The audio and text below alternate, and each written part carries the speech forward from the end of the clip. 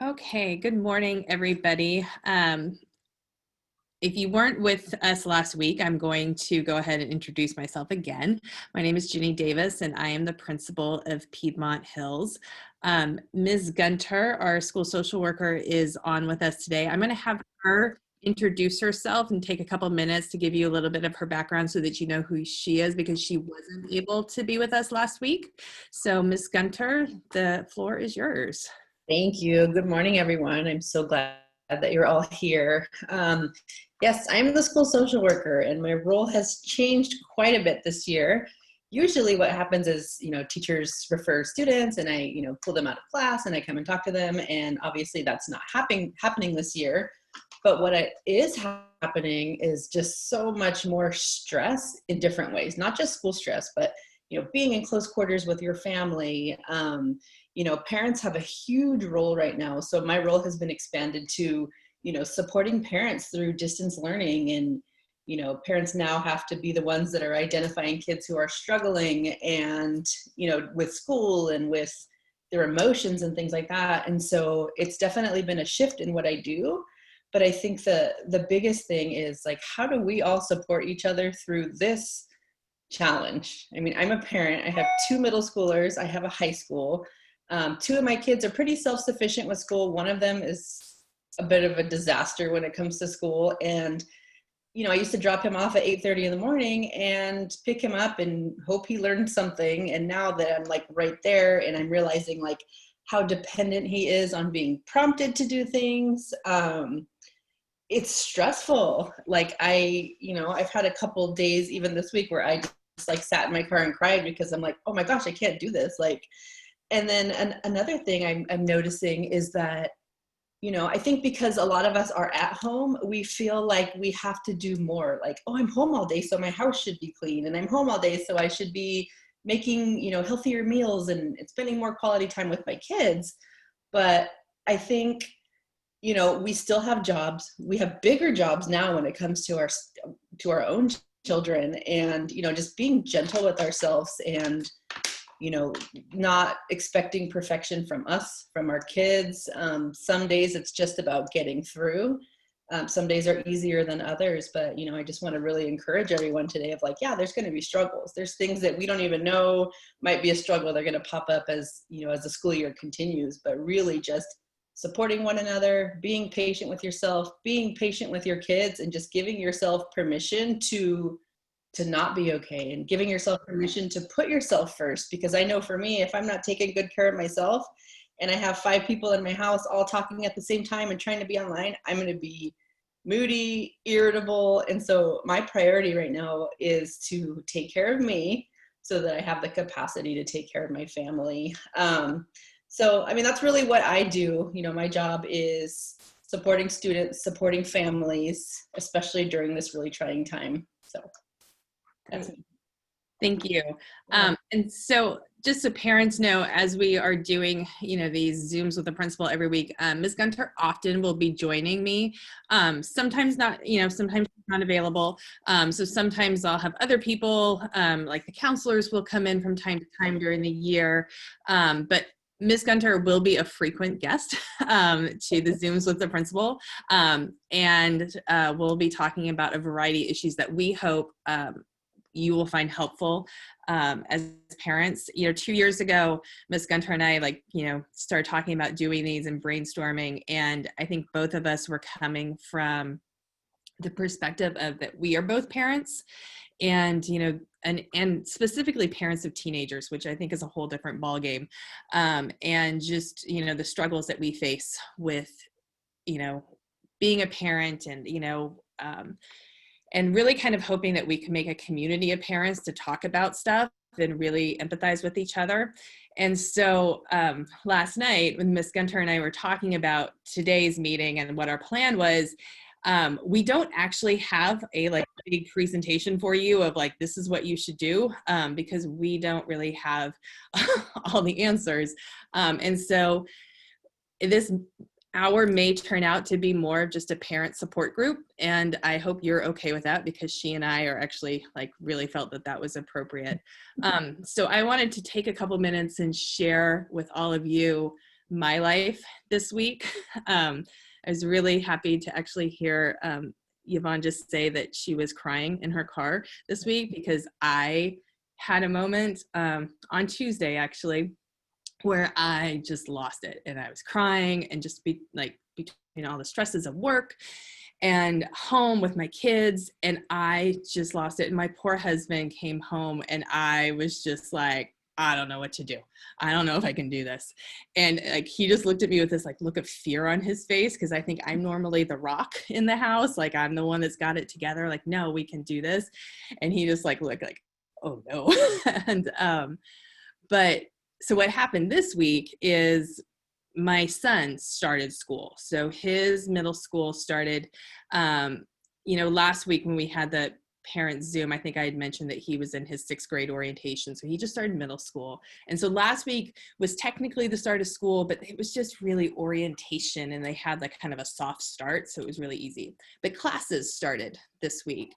And on Monday morning, I was like, oh my God, I feel for our parents and like what they were going through, because my husband and my husband is an associate principal at Independence High School. We are both administrators and are educators.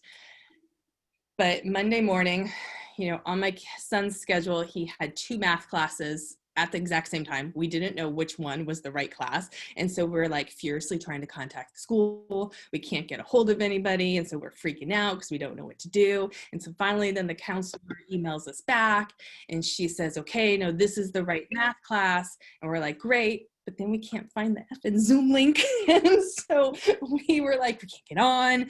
And finally figured that out.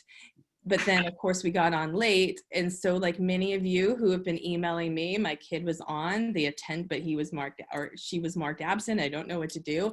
I cannot tell you how many emails like that I've sent this week, where like, hey, my kid was in the class because I logged him on. I know he was in the class, but you marked him absent. Can you please fix that? So many times this week that has happened.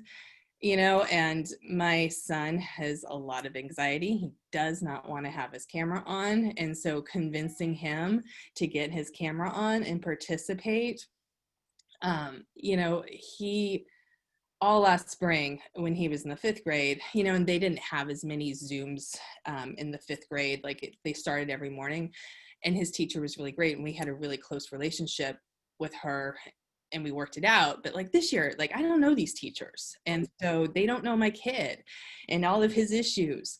And it was just really like, oh God, and so I'm emailing the teachers and bribing my son with a million Legos to like try and participate. He actually did the other day not only have the camera on, but actually talked in the Zoom. And I like did this, like, I'm like hiding in the hallway and like eavesdropping because I don't want him to know that I'm like paying attention, and I'm doing this little victory dance. But so I'm telling you all of this to really just share that I know how hard this is, and that it is, just not what school's supposed to be. And I had emailed my son's teachers the other night to introduce myself and my husband and like let them know who we are, and like, how Nathan struggles in school and what he's good at, and like how best to help him, which I think is always a really good idea as parents, to just introduce yourselves to the teachers and be like, hey, this is like what works and what doesn't work. It's just,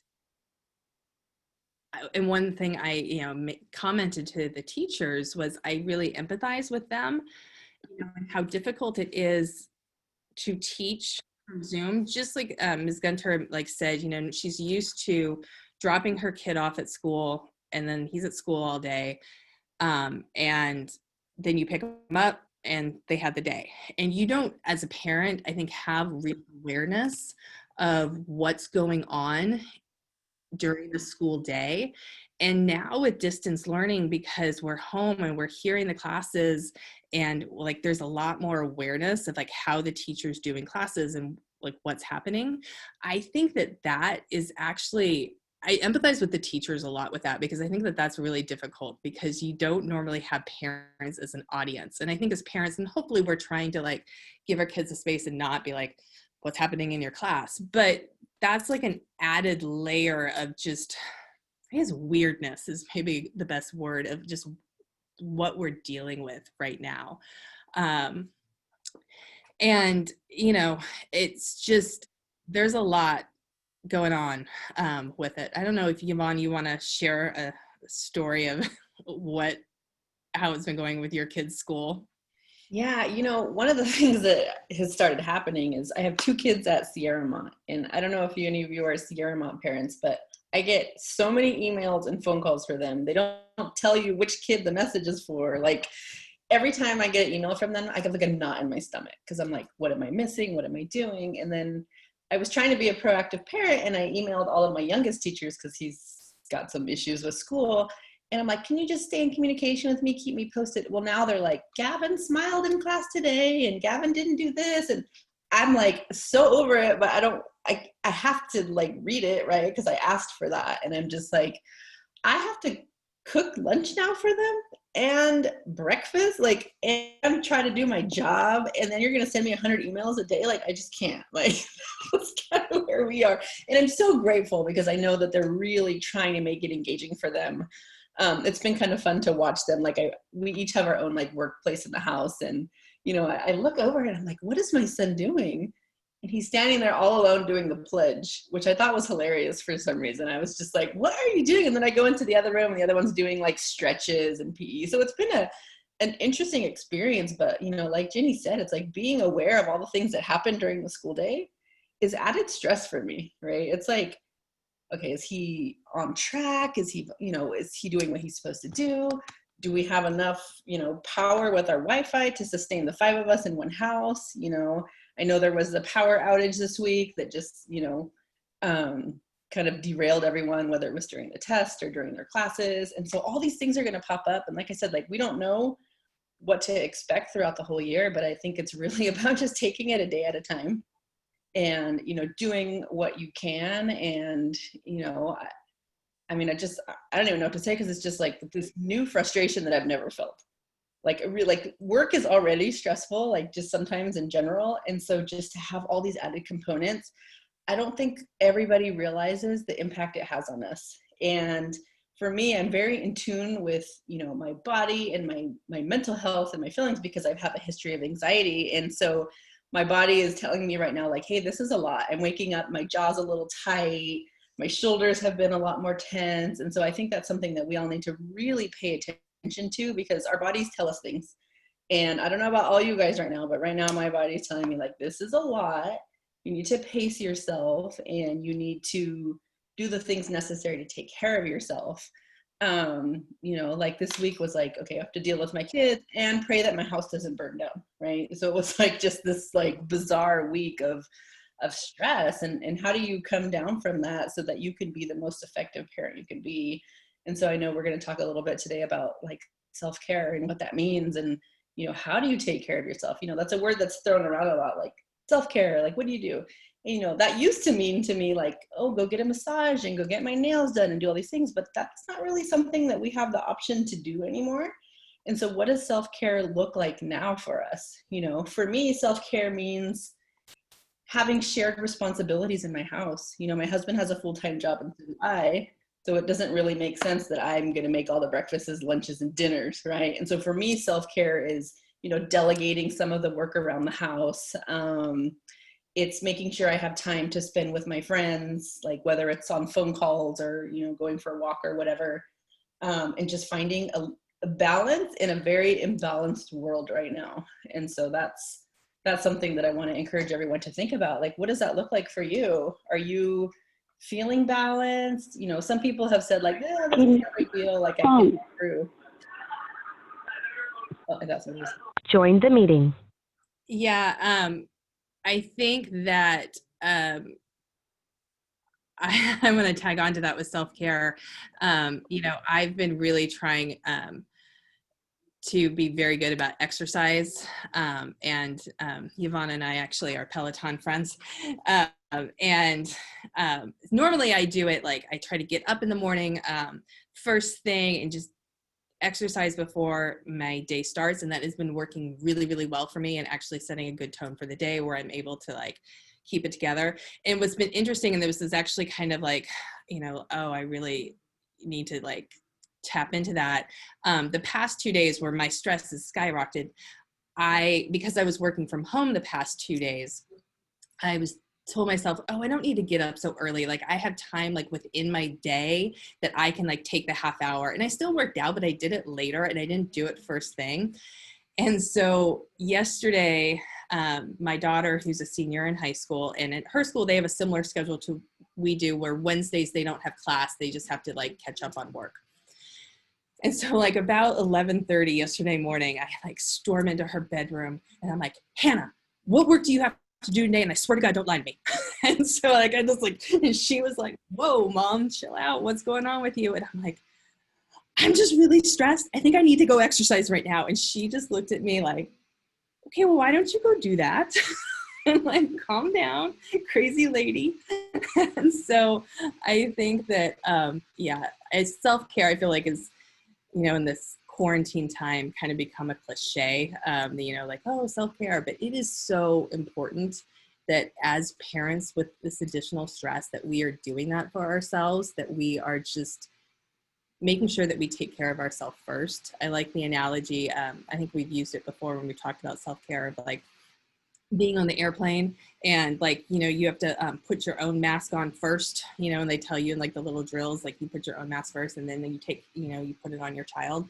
And it's kind of that, you know, same idea that we have to take care of ourselves first. I want to actually, I'm going to stop sharing and then I want to invite you guys, go ahead and raise your hand and use the raise your hand feature if you would like to speak and share and talk. So it's not just Yvonne and I who are speaking. And I can go ahead and call on you. With this many people, it's always awkward. We can't just like all start talking. But if anybody wanted to share, I can go through some of the comments in the chat too. You know, definitely like I'm hearing you guys with the connectivity issues and making sure, you know, the Zoom links, especially like with just the way the past couple of weeks have been. I mean, it's just, you know, with power outages and, you know, I know some people in our attendance area were having to evacuate. And just having that additional stress, oh my gosh, I can't, you know, just makes it so much worse. You know, and just not even like the connectivity issues, like, you know, just the different devices and like learning, like I personally have learned to just, you know, Zoom doesn't necessarily work on the same type of device because my son, you know, his school is a one-to-one iPad school. So we tried to first do the Zoom on the iPad. Well, he couldn't change his name. We couldn't figure out how to change his name on the iPad. So the teacher kicked him out because he was just this like string of like code as the name, but we couldn't figure out how to change it. So then that was an email I had to send to the teacher, like, hey, don't kick him out. We're sorry. And then, you know, so then we have him on a Chromebook, but we can't figure out how to do the teacher's great. And she's like, hey, okay, it's fine that he doesn't have the camera on, but if he could just respond to me with like an emoji and that sort of thing. Well, we can't figure out how to do the emojis on the Chromebook. And it's just like the technology piece. I'm so empathetic and I wish I had like, this is how you do it. And like, this fixes everything. I think it's just trial and error. And just fixing that, you know, figuring that out. I'm also hearing you guys with the biggest challenge is to keep your kid away from YouTube videos during class. Oh boy, because they're on their devices. And so, you know, they're definitely can get onto different websites and things like that.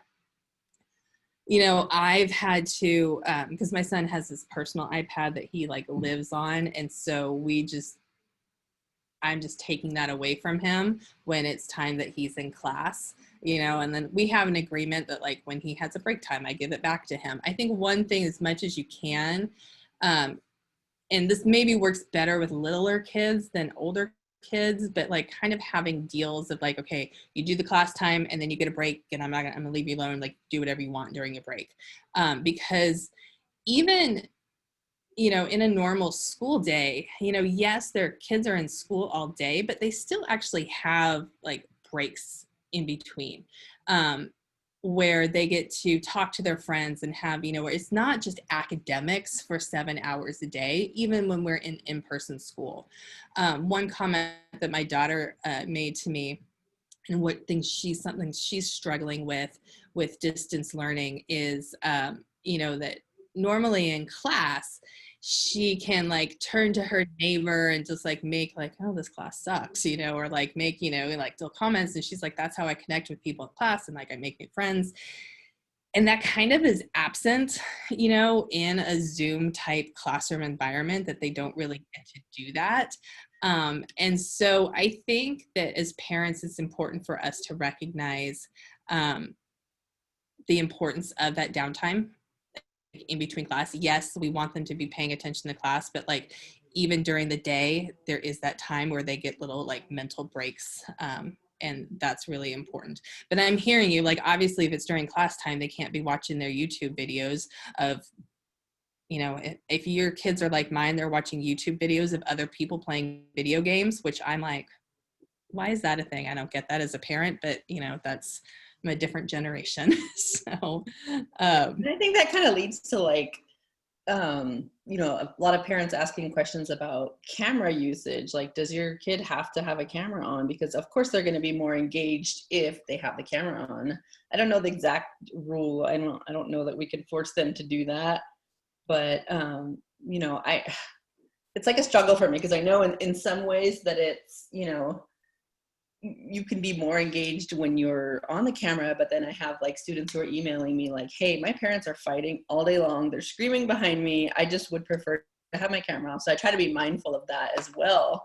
Like I'm looking at our group right now, and I think the majority of people don't have their cameras on, and we all have our reasons why. I don't particularly like to be on camera, just personally. And then I have like pets usually running around behind me. So I think kids have different reasons, but then I'm sure there's kids who just are like still asleep, or whatever. So it's, how many of you guys actually see your kiddos with their cameras on in class? I've been hearing a lot of things from different sites, and in the classes that I've visited, I've seen a lot of kids on camera, more so than what other social workers are saying is happening on their campus. So I think that's great. But I mean, are you guys seeing your kiddos on camera? Have they told you why they don't want to be on? Any thoughts or feedback on that? I can only say that we've been in quarantine so long, we haven't been able to get haircuts. So my son's really self-conscious about the way he's looking right now. Sure. That's definitely. all. yeah. Well, there's no dress code right now, so if they want to wear a hat or something like that, they can get away with that. They just need to like have a shirt on. But sorry. Too soon. Yeah, this isn't Silver Creek or anything. Jeez. We've got good friends there, and yeah. Sorry. I have one student who complains that I guess pictures are taken of the other students in class and then they post them on social media. And that's why they don't like it. And because I do force my kids to have their camera on, it's I'm able to, the school's not able to force them, but I am, because definitely I want them engaged. But they're like, Mom, they take pictures of, the group and how you look in that, specific shot, and they'll post it on social media. So I've made it clear to teachers, like, please reiterate that, privacy is huge, and not to take pictures and post them. But I know that's one huge one for one of my students. Thank you for sharing that. I hadn't even heard that, actually. Yeah, I really appreciate you sharing that also. And that's something that I'll pass on to our discipline team. I know they're planning on putting together a presentation for kids about like, hey, behavior and like expectations during this time. It is a different time and it is in a different world. But that's something definitely they should mention, because kids, there would be discipline consequences for that. And so I'll be sure to pass that on. I really appreciate that. I mean, I think as far as having the cameras on, it is important, because I think it is important with engagement. You know, and from what I'm hearing with a lot of teachers, it kind of just depends. Like if it's like a discussion type thing where they're like wanting, like, you know, kids to share with each other and talk to each other, especially in breakout rooms, that they really want the camera on. When, you know, because there's times during a 90-minute Zoom that the teacher may be like, okay, you guys get out a piece of paper, you guys are going to work on this right now, and like for 15 minutes, and then we'll come back and talk about it. So the teachers generally are totally fine with cameras being off during that time, because that's where kids are just working on their own. And so, you know, I think there's some pressure with that. One thing that, you know, talk to your kids if they have worries about having their camera on. One really great trick, and I just learned this, and it only works, like right now I'm the host, so I actually can't hide myself. But when they are in a Zoom, if they hover like in the participant, if they hover by their name and there's a drop down, there's a feature where they can hide themselves. And so their camera's still on, other people can see them, but they can't see themselves. And that can be really helpful. I've started doing that myself when like I said, when I'm not hosting the meeting, because when you're hosting the meeting, that feature actually doesn't show up, which is kind of annoying. But I personally, like, you know, I read this article about, you know, having the camera on in Zoom and like, you know, kids with anxiety, you know, that it can contribute, because it's like staring in a mirror all day. And, you know, I don't know about you guys, I don't like to stare in a mirror all day. Like I, you know, barely like to do that, you know, look at myself at all. And so just having that, you know, and I don't know if you guys right now in the Zoom can play with that and figure out how to do that and hide yourself. I have found that to be very, very helpful. I showed my son how to do that. He found, you know, he's still not crazy about having it on. Like it didn't completely erase it, because he still can see that, like, yeah, the video is playing and he's showing himself, but it seems to help a little bit. So I had mentioned in one of my student emails, when, you know, I email the kids every week, I had told them how to do this, but, you know, I think as parents, reminding them that they have that option, because I think that that is actually just where they don't get to see themselves. I don't know about you guys, but like since March, and God, I've been in so many Zooms, like this is my whole life, like I'm in meetings all day.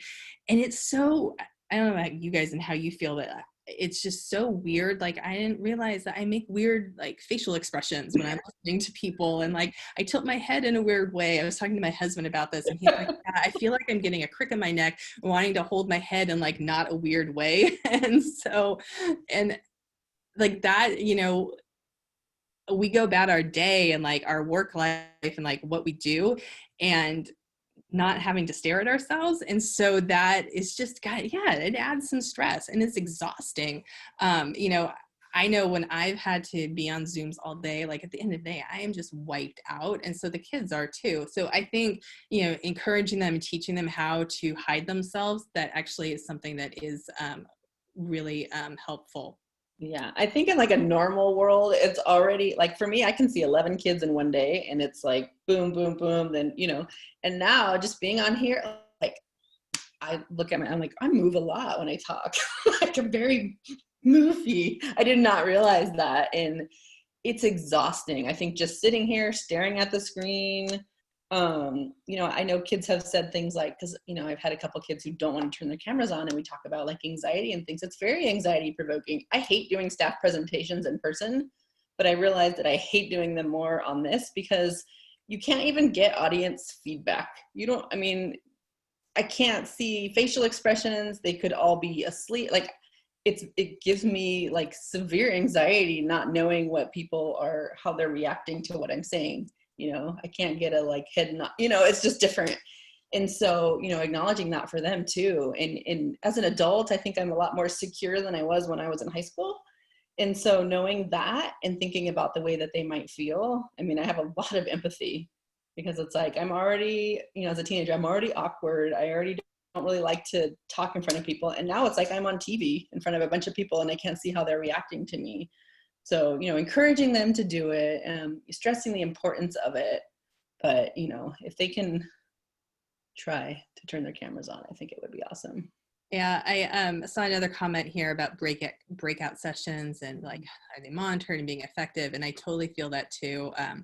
In my son's math class, they breakout sessions, and I happened to like walk in the room, and it was like purely accidental, but I can see on the screen that he's been invited to join a breakout session. He has ignored it and is honestly like taking a nap, and I'm like, oh my God. Whew. And so I get it. What I would say, and I had made the comment that as parents, I don't think we should be really like monitoring our kids, like what's happening in class, like the full time. But if you're home, which I know some of you aren't able to be home, and that like just adds another layer of stress. If you are home, just happening to like walk by, listening, do they have it on? Like, can you hear like sounds coming out of the computer where they're like, seems like they're paying attention. And just kind of checking in. I tend to do that where I'll just like walk by the room and like listen and then just check. I think that is helpful. I also saw a comment on here about all the different platforms, which I totally feel. I get it. My son's school, they started using this Schoolology, so I've been having to figure that out, which I'm like, oh God. We are really trying, and honestly, I think almost all of our teachers are using Google Classroom. I'm really proud of the teachers because I couldn't force them to use it. I asked them to use it. Some of them have never used it before. And so they're learning. What's a benefit of Google Classroom, and it's really a benefit for the students, is the student just needs to know, I have to get on Google Classroom. And then all the different links to different things that they may be using will be there. So I think from the student perspective, the Google Classroom is actually probably the most important thing. One thing that we've really been shifting with the kids that I don't know as a school we really emphasized before, because we weren't in distance learning, it wasn't as important, that they use their district email account. We really are pushing that. And I think more and more kids are using it, which is good. But that was probably a learning shift for them, because we didn't really push that before. And then signing into EC Arms, and like learning and just having that as, just like I sign into EC Arms and that's how I get into all of the different platforms. The reason the EC Arms is important is that's kind of like the district portal. And when they sign in and they go through EC Arms, there's more features and stuff like that, and everything tends to work better. That's why that's important. That's why we emphasize that. The kids emailing me about not being able to get into EC Arms, like the first couple of weeks of school, I was getting a ton of emails, and that seems to be dying down. So I think they're getting used to it. And then I know School Loop is kind of hard because that's where that is where the grade book is going to be. Because what teachers do is they can grade stuff in Google Classroom, but then they transfer it into School Loop. So I think as parents, probably the School Loop is what you should worry about. Like, let the kids worry about the Google Classroom, and then you guys worry about School Loop. And then School Loop is, a good way to communicate by email, because you can do it right there. And I know I send my emails out to parents through School Loop. I will say, though, that if you need to email teachers or if you need to email me, actually not going through School Loop and just emailing directly to their ESU HSD email account. Typically, the pattern is last name, first initial. For 95% of the people, that's what it is, last name, first initial at esuhsd.org. There is a couple exceptions, if they have a really common last name, then maybe it's like the first two. If you have a question, like you can't figure out what a teacher's email address is, just let me know and I'll help you. that, because if you're emailing through School Loop, what it does is it actually goes to their district email account, but it's like, you know, a third party sending it to their district email account. So there's this middleman, and sometimes there's a delay. I've noticed that with School Loop. Like I'll actually like go into School Loop and I'll see emails, but it hasn't shown up to my district email account. So there is a little bit of a delay with it.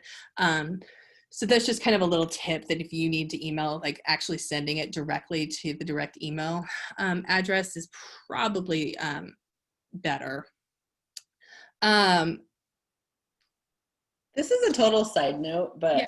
I'm going to ask you guys if you would just put in the chat, or if you even want to speak out, of like, how many of you are feeling this pressure? As Ginny was talking, I get a notice that pops up on my phone. 2 of them, and it's probably Berryessa right there. It is. Your child is absent from homeroom or period A today. I got 2 of them from Sierramont Middle School right now, which means neither of my 2 kids got up for homeroom. And like, I have this like overwhelming like sense of like tension in my stomach. Are Miss Davis and I the only ones? Are you guys feeling the pressure of this? Is it challenging for you? I see some hands. It's, you know. It's definitely challenging for me because I am I work at a hospital, so my work schedule has not really changed much. I still go to work. I'm still away from home. I have 4 school-aged kids who kind of are on their own because my husband works outside the home as well. And it's extremely difficult. I'm not even focused at work anymore because I have alarms on my phone and I'm calling them. Are you guys up? Are you guys logged in? You know, I have a first grader and my older boys have to help him, like help him. Mom, it's not working. Like we can't get in. So I'm having to troubleshoot from work on how to get in. What's another option? Use another device. Like it is extremely, extremely challenging. Thank you for sharing that. I mean, I can't imagine. I'm so grateful right now that my kids are a bit older. And so just, you know, kudos to you for being able to pull that off. And, you know, I keep telling myself, do I want to be a good social worker or a good mom right now? Because I don't think I can do both. I've already kind of the whole wife thing. That's like, I can't be a wonderful wife, mom, and social worker right now. And so I'm banking on average at everything right now. That's kind of where I am. Anybody else want to share just your own situation or frustrations or? Yeah, I'm happy to share. So same thing, it's not easy, but even so my situation looked much easier than Virginia. But I just wanted to share something we did that helped me a lot in comparison to what we did at the end of last year. Is for the kids, we create 2 accounts on the computer, one for work, one for games, and you can set up the time. And the one for work, we cut every internet access. Every website are blocked, all of them, except the one for the school. Okay. And that is seriously like lift burden when I'm working, because I know during the time he's at school, like the way if he was at school, he can't access any website except YouTube when the teachers, because the teacher asks to watch a YouTube video, so we have to give the authorization. But apart from that, he can't. And you know, he complained about it. I told him, well, if you were at school, you will not be allowed to access that. So consider you're at school. And it's really, you remove a part of the brain where you're like, oh, he's on social media, he's watching video, he's playing games and not listening. Now have kind of more free space in my brain. And it's kind of, life-saving for now. That's awesome. Yeah, actually, one of the things I realized when my kids started school was that it's setting boundaries. Because when my husband started working from home, he actually, like a lot of adults, when they started working from home, one of the challenges was having boundaries. Like, okay, I'm home, but I'm working. When do I stop working? And it actually just hit me that my kids have to do the same thing with school. Like it's not a physical change. So it's challenging to have them change their mindset. Like, okay, this is school time right now. And having that mindset. So it's been taking a little bit of time to get used to that. But yeah, that was actually a big challenge, like setting boundaries and changing that mindset.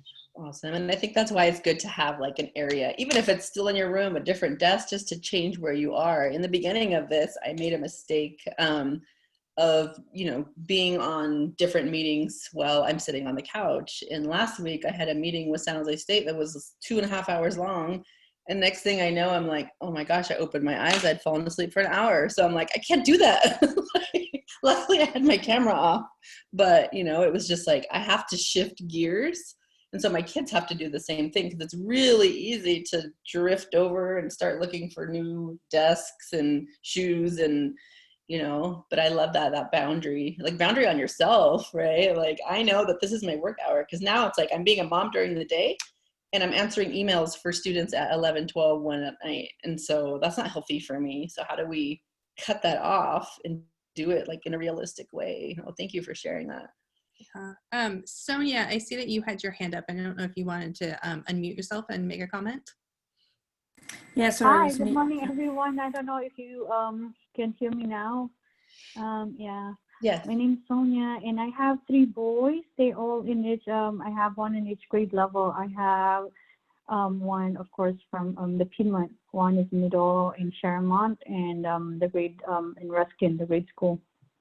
So I just want to share that I really have to make sure that on the very first day of back to school, I need to be with them, because I'm not so sure how it's going to be like. So especially for my youngest, it's just a 9-year-old. And, if we're having problems with our, teenagers, like in the Piedmont, much more, I think it's going to be for the grade schooler when they don't have that, attention of that whole span. So, yeah, for the most time that we're this week with all the power outages and the fires going on.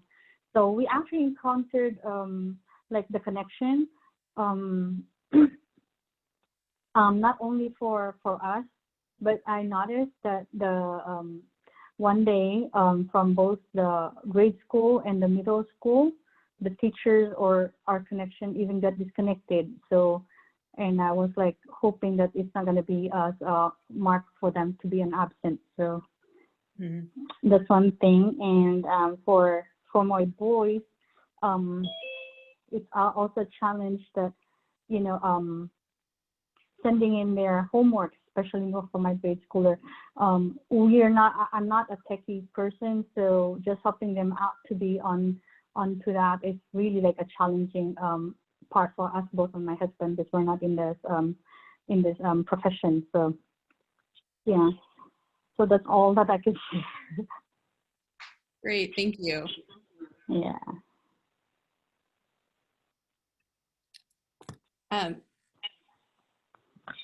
Sonia, you want to go ahead?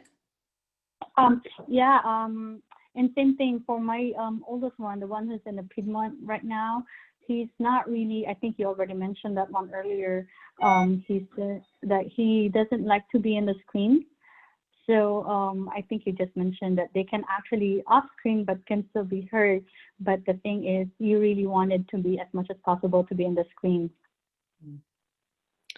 Yeah. And I saw some comments in there, in the chat from parents asking that if it can be mandatory. For privacy issues, we aren't going to make it mandatory. That, district office is very, feels very strongly that we should not do that. And just for, Ms. Gunter had mentioned that, sometimes you have, not that us as parents, we fight with our spouse, but sometimes, things happen in the house that, they don't necessarily want other people to know about, which, we get. I'm just, sometimes houses are very crowded and they don't have a private space, and that may be the reason. So we're really sensitive to that. I think that if you as a parent have a child that is, you know, just really anxious about having their camera on, go ahead and email the teacher and just explain kind of how they're feeling, just so the teacher knows that it's not just them like, you know, goofing off, but like there's actually some real anxiety. And I'm really sensitive to that because, as I mentioned, like my son, like he is just super anxious about it. Like like I told you the other day, he spoke in the Zoom and like he, you know, he did have the camera off, and I, you know, when the class was over, I went in and I was like, dude, Nathan, I'm so proud of you. And he just had this like, oh, so hard, like just so like it can be a real struggle for some students. And, you know, I'm very sympathetic to that. I want, you know, just like I keep pushing my son to try, because I think it is that as we get more used to it, it gets easier, you know. I just know like from like, you know, even professionally and like running Zooms, like, you know, if you guys that are returning parents to us, you know, in the spring, we didn't, Miss Gunter and I, like, we like kind of our like coffee with the principals, we just, it was usually just a conversation between the two of us and we'd send that out to parents, but we didn't really like, I personally wasn't comfortable yet just like inviting all the parents in and having just an open conversation. But then as I've gotten more used to this format, and it was more of like getting used to the format, like I wasn't as familiar with Zoom and being like, oh my gosh, you know, can I invite 40 people in and like that I don't know personally and like let's have a conversation. I've gotten a lot more comfortable with it. And so as you see, this year we have a different format, which I think hopefully will work. But I think that, you know, keep encouraging your kids to try. They will get used to it. I saw, you know, somebody made a comment about, you know, do we have any idea when school will be open for in-person? No.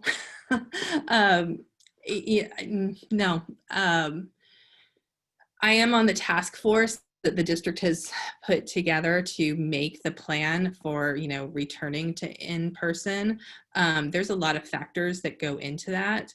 The priority is going to be the safety of the students and the staff and making sure that it's safe. So I'm going to be completely blunt and honest with all of you that I do not foresee in this school year that there is a time where we have 2,000 students on campus. I don't see that happening. Yeah, I think the same thing. And I think even when we do return, it's going to look so different. You know. Yeah. It makes me sad. It's so hard to be here. There's no kids, and it's, you know, but it beats being at home right now with my kids that are missing homerooms. Oh gosh. Yeah. Yeah. Yeah. And Sonia, I like the comment that you just put in, you know, that, you know, it was so hard for your son to like ask for like the teacher to show the slide he had just missed. You know, one thing that actually is a silver lining, I think, in having Zoom classes is the ability for a student to send a private chat to the teacher with a question where they don't necessarily need to let the whole class know that they have this question. I think that that is actually really for the kids that were always reluctant to like raise their hand and ask a question because they didn't want anybody to know that they had a question. And I had last year we had pulled in some a panel of students and talk to the students, and that was one of the things I wanted to ask them, like, why you know, why as students are you guys reluctant to ask questions? And it wasn't so much about the teacher. Sometimes it was about the teacher. They didn't feel comfortable with the teacher. They didn't want to ask questions. But what was really interesting from the student perspective is they didn't want their peers to know that they had a question, that was something that they really struggled with.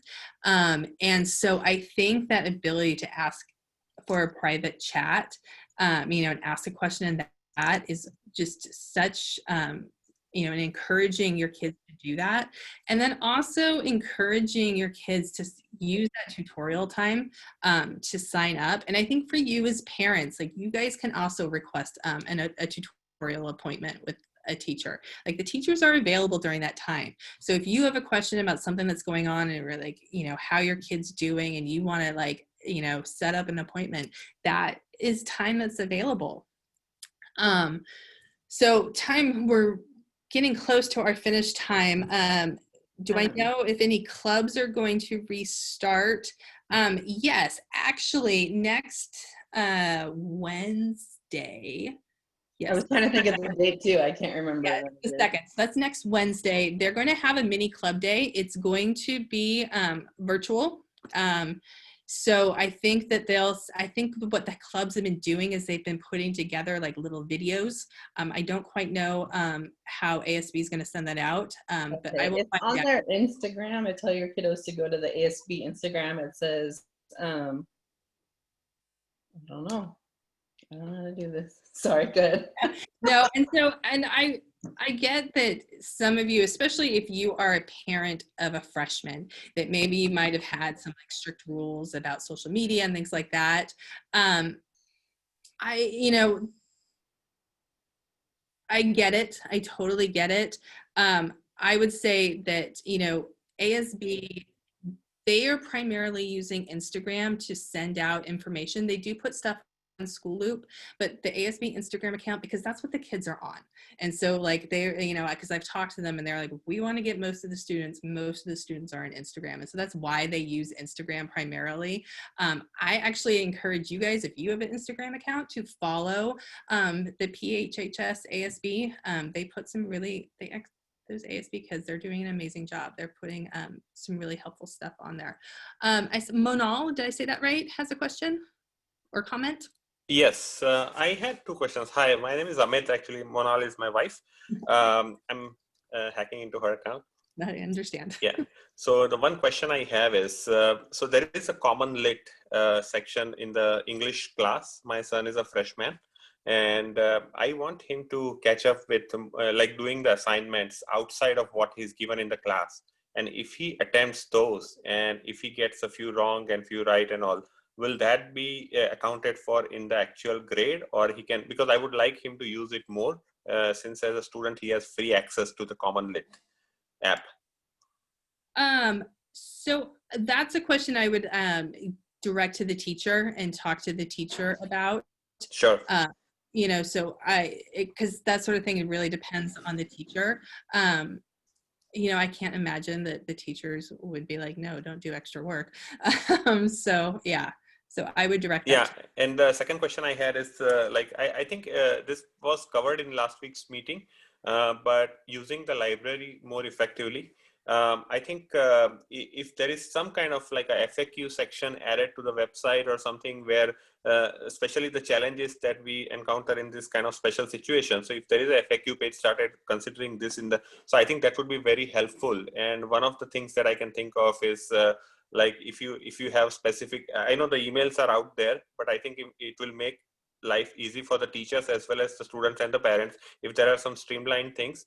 So to follow XYZ steps instead of trying to discover. One of them is like how to effectively access the library. Okay.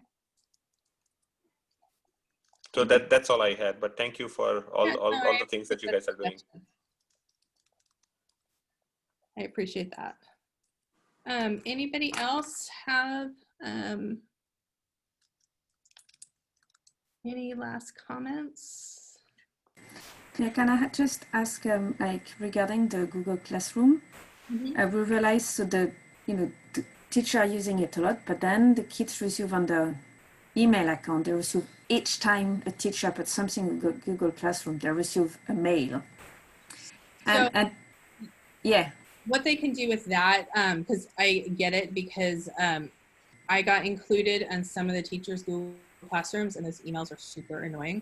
I totally get it. So what you can do in the Google Classroom, when a kid's in the Google Classroom, if they go to settings, there's a feature where you can turn notifications off. Yes, that's what we discovered. That's I want to say, like sharing that, because my son was just like, Mom, there's too much emails. I'm not going to read all of them. And I look at it and I'm like, oh my goodness. So we figured it out, but I don't know if all the kids know about it. And I know for him it was like oh, I'm not going to read my email. There's too much of them. Yeah, and I'm making myself a note right now. I'm gonna put that in my email to the students.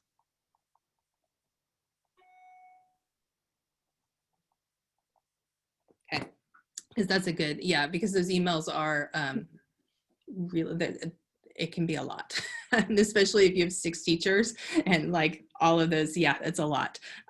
Totally get it. So thank you guys. I want to give you a little preview of what we're going to talk about next week. Next week, we're going to get a little bit heavier, but it's a really important discussion. We're going to talk about depression, and specifically depression and how it's being exacerbated by distance learning, and well, just quarantine and having to not leave the house and like not having normal school. This is something that is really, really personal to me. I have a daughter that suffers from depression, and so I think a lot of parents are in this boat, and really might have been caught off guard by it, because it's really hard to tell of what's normal teenage behavior right now and what is actually something more serious. And so that is our topic for next week.